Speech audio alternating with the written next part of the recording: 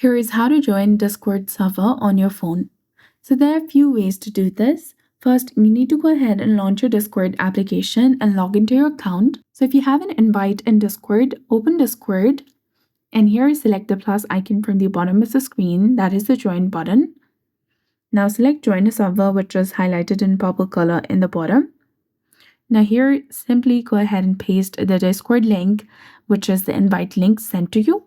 Then select join with invite link and you'll be automatically added to that server. In this case, you need to have a Discord link to join a server. If you do not have one, you can open a web browser, then simply search for Discord servers and go to one of the websites available. Then simply go ahead and search for the server.